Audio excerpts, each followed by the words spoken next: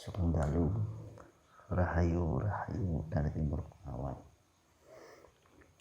Dulur-dulur semuanya, mari kita bedah tentang ramalan yang Sri Aji Jayabaya di hadapan Begawan pendeta tapi bukan pendeta, dewa tapi bukan dewa, hanya manusia biasa sing awang-awang dadi terang. Jadi kita artikan dulu Begawan itu apa. Begawan itu adalah resi bertapa. Nah, pendeta ini apa? Pendeta ini adalah pujangga. Di zaman dulu itu pendeta itu adalah pujangga. Dewa, nah dewa tahu sendiri kan dewa siapa itu. Dewa sudah tahulah arti dewa. Terus hanya manusia biasa yang bayang-bayang menjadi terang. Nah, ini kan istilahnya gini dulu. Ini adalah manusia tanpa ciri. Itu artinya. Nah, manusia tanpa ciri ini harus kita teliti lagi, karena manusia tanpa ciri ini adalah manusia yang selalu dalam kesadaran. Nah, kesadaran itu apa? Kesadaran itu adalah sebuah mirror atau sebuah reflection dari manunggaling kawula lan Gusti. Jadi gini, untuk membedah manunggaling kawula lan Gusti itu kita harus membedah 3 komponen. Jadi manusia itu terdiri dari tubuh, roh, dan jiwa. Nah, 1 tubuh, ya. Tubuh itu panca indera semuanya. Nah, kedua adalah jiwa, ketiga adalah roh. Oke, saya mulai dari roh dulu. Roh itu adalah sesuatu yang suci, ya, yang suci. Maka kalau kita udah dikubur mati, maka akan kembali ke Sang Pencipta dalam keadaan suci, karena roh. Nah, terus dulur-dulur, roh ini apakah ada kaitannya bentuk dari sebuah agama? Tidak, ya. Roh itu tidak bentuk sebuah agama. Nah, sekarang jiwa. Nah, jiwa itu kalau dalam bahasa Jawa itu rasa.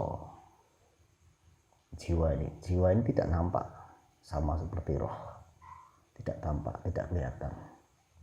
Nah, bedanya roh ini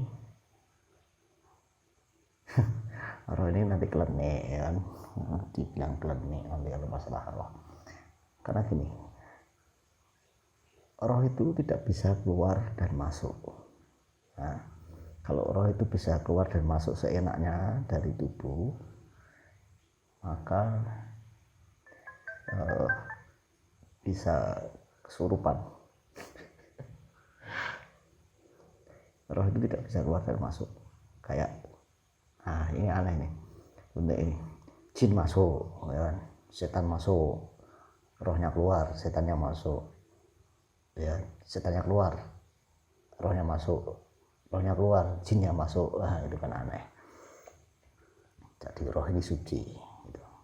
Suci itu tidak akan bisa diganggu gugat oleh siapapun, tidak bisa keluar masuk seenaknya. Jiwa dan roh itu sama, tidak kelihatan gitu. Tapi jiwa itu sama dengan adalah rasa. Nah, Rasa itu rasa atau perasaan yang bisa merasakan emosi. Jadi jiwa itu sama dengan rasa, rasa sama dengan emosi. Nah, bentuk dari emosi itu banyak sekali bentuknya.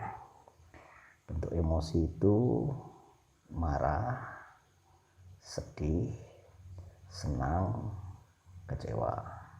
Tapi yang pasti jiwa sama dengan rasa, sama dengan emosi. Yang paling gampang bisa kita lihat adalah saat sakit. Nah, kita merasakan sakit nih, itu jiwanya. Merasa sakit nggak enak semua itu jiwa. Memang nggak kelihatan, tapi rasa ini, ya, rasanya ini kok sakit, rasanya kok kecewa, rasanya kok bahagia. Nah, itu. Nah, rasa ini juga seperti cinta. Jadi cinta itu membabi buta, mencintai sang pencipta. Itu bukan rohnya, tapi jiwanya. Cinta membabi buta itu adalah jiwanya, emosinya. Nah, emosi. Nah, emosi itu kalau di akar itu banyak perasaan itu tadi, kecewa, sedih dan sebagainya. Nah, apakah ini bentuk dari juga bisa bentuk agama atau perbuatan baik perasaan ini? Nah, dulur-dulur monggo dipikirkan. Nah, jiwa ini dikasih nama. Misalkan saya namanya Pak Ijo gitu. Nah, yang saya kasih nama adalah jiwa saya, bukan roh saya, bukan tubuh saya, tapi jiwa saya. Makanya saat saya misalnya dituduh mencuri, padahal saya tidak mencuri, oh Pak Ijo mencuri, itu yang marah adalah jiwanya, emosinya, marahnya, karena jiwa itu dikasih nama. Nah, saat mengasih nama jiwa itu sakral dulu. Ada simbol-simbol, ada tumpeng, ada apa syarat-syarat itu untuk mengasih nama jiwa ini, jiwa kita ini gitu. Jadi jiwa ini punya nama. Nah, Satrio Piningit ini manusia yang tidak ada ciri, karena dia itu sudah bisa mengalahkan jiwanya ini tadi. Nah, inilah makanya hati-hati, karena di Nusantara atau di tempat kita ini ada tulisannya rumah sakit jiwa, berarti yang sakit jiwanya. Beda dengan di barat sana, di luar negeri memanggilnya mental hospital, ya, mentalnya. Di mental sini berhubungan sama ini mental, tapi kalau kita adalah jiwanya. Jadi kalau orang stres pengen tadi Satrio Piningit nggak bisa, terus emosi, nah ini emosi ini kan jiwa gitu, marah, kecewa dan sebagainya, ini jiwanya.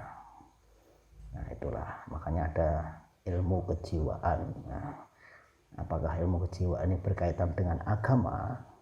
Nah, jadi agama ini tidak bisa dimasukkan ke dalam hati roh kan, tapi bisanya kemana? Ayo, ke tubuh atau ke jiwa? Nah, jawab sendiri kalau itu. Nah, itu dulur. Jadi dulur-dulur semuanya, itulah yang disebut pendeta tapi bukan pendeta, dewa tapi bukan dewa, hanya manusia biasa. Nah, manusia tanpa ciri. Supaya bisa tidak tanpa ciri, harus mengetahui jiwanya. Nah, manunggaling kaula lan Gusti itu berhubungan dengan rasa. Jadi yang kita latih itu rasa. Nah, kalau sudah rasanya menep, rohnya menep, tubuhnya menep, otomatis itu. Kalau rasanya menep, tubuhnya bagus, rohnya bagus, ketemulah dengan sang pencipta. Jadi tidak bisa keluar masuk seenaknya roh itu ya. Rahayu, rahayu dari timur Begawan.